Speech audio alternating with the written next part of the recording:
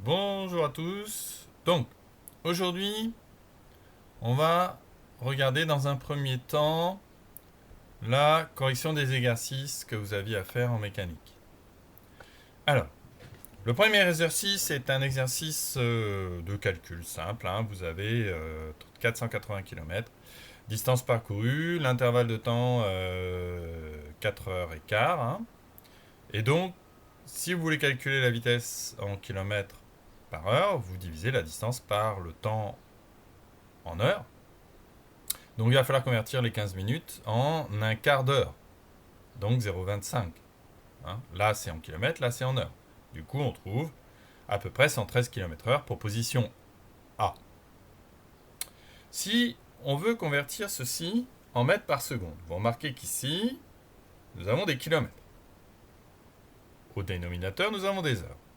1 km fait 1000 mètres. Une heure fait 3600 secondes, 60 fois 60. Si on divise 1000 par 3600, ça nous fait 1,1 sur 3,6, hein, si on simplifie par 1000. Donc c'est l'opération qui a lieu entre les mètres par seconde et les kilomètres par heure. Si vous avez des kilomètres par heure, en divisant par 3,6, vous obtenez des mètres par seconde. Et vice versa, si vous avez la vitesse en mètres par seconde, il faudra multiplier par 3,6 pour avoir la vitesse en kilomètres par heure. Bon, retenez ce 3,6, il permet d'aller un petit peu plus vite au calcul. Hein, sinon, il faut convertir les kilomètres en mètres, donc multiplié par 1000, et puis divisé par 3600, ce qui revient au même, mais c'est un peu plus long. Donc la vitesse, 31,4 mètres par seconde, proposition B. Pour le numéro 10, il fallait prendre un papier calque et reporter les différentes positions du centre de la tête du volant et de l'extrémité d'une jupe, hein, de la jupe du volant. Bien. Donc, je précise que ces positions sont enregistrées à intervalles réguliers. Ça peut être toutes les secondes, ça peut être tous les dixièmes de seconde. Voilà. Ici, on ne vous le précise pas, hein, mais c'est à intervalles réguliers. Sinon, ça n'a aucun sens. Hein. Bon, on vous demande si la trajectoire est droite. Bon, on voit très bien qu'en prenant une règle, ça ne le fait pas. Hein, c'est pas droit, hein, ni dans un cas ni dans l'autre. Donc trajectoire non droite, donc non rectiligne. Alors, est-ce qu'elle est uniforme? Il faut mesurer ici la distance entre le point 0 et le point 1, si on numérote les points. Hein. On trouve 3 mm. À la fin de la trajectoire, entre le dernier point et l'avant-dernier point, le 14 et le 15, on trouve 5 mm. Bon, si la distance n'est pas la même, c'est qu'on a une trajectoire qui n'est pas uniforme. Donc distance non régulière. Donc c'est une trajectoire qui n'est ni rectiligne ni uniforme. Hein. Le numéro 11. Le numéro 11, on vous dit, voilà, vous avez une automobile dont on a pris la vitesse à intervalle de temps. Hein. Et on voit très bien qu'on a une première phase qui correspond à une vitesse qui augmente en fonction du temps. Une deuxième phase où la vitesse est constante, à 10 mètres par seconde, et une troisième phase où la vitesse diminue. Hein. Donc la première phase correspond à un mouvement rectiligne accéléré. Hein. N'oubliez pas que c'est entre deux feux et c'est sur une avenue toute droite. Hein. Donc mouvement rectiligne accéléré, mouvement rectiligne uniforme ici.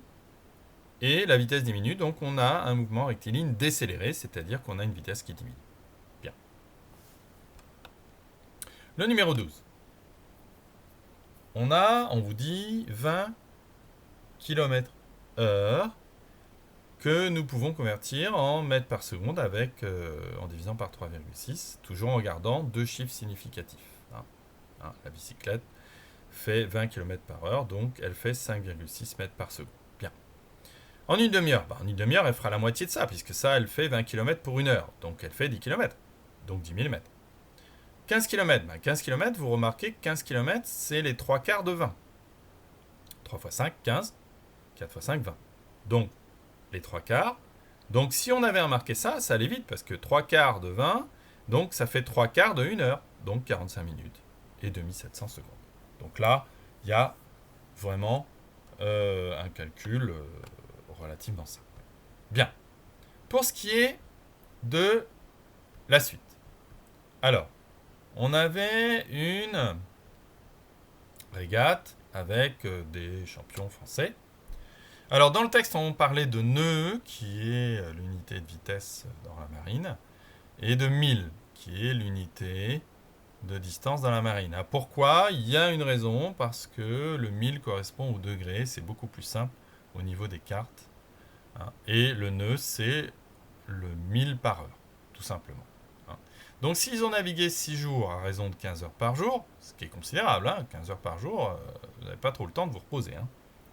Ça fait donc 90 heures, pour une distance totale de 690 000. Donc si on divise la distance par le temps, ça nous fait 7,7 000 par heure, autrement dit des nœuds.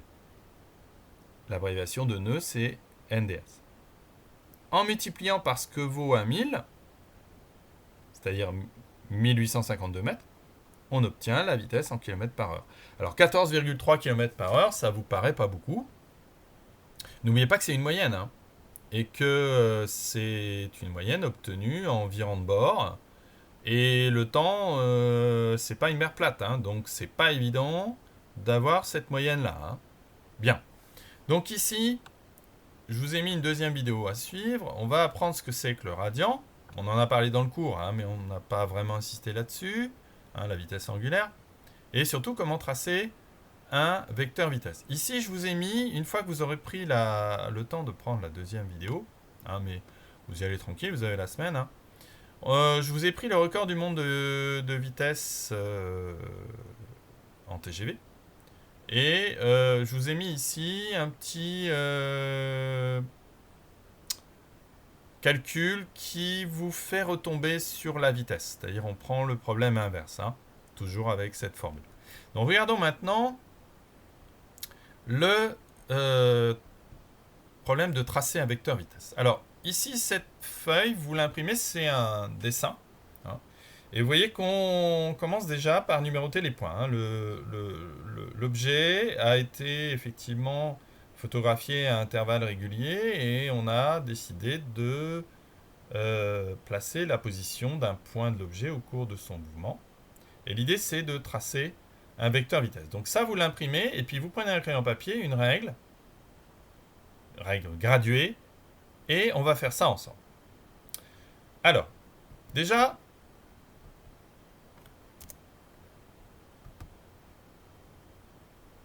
j'ai ouvert 3 fois parce qu'il est un petit peu long. Voilà. Donc, l'enregistrement, vous avez donc les points. Alors, on numérote les points, déjà, pour commencer. Hein, ça, c'est très important. Ensuite, on va mesurer les points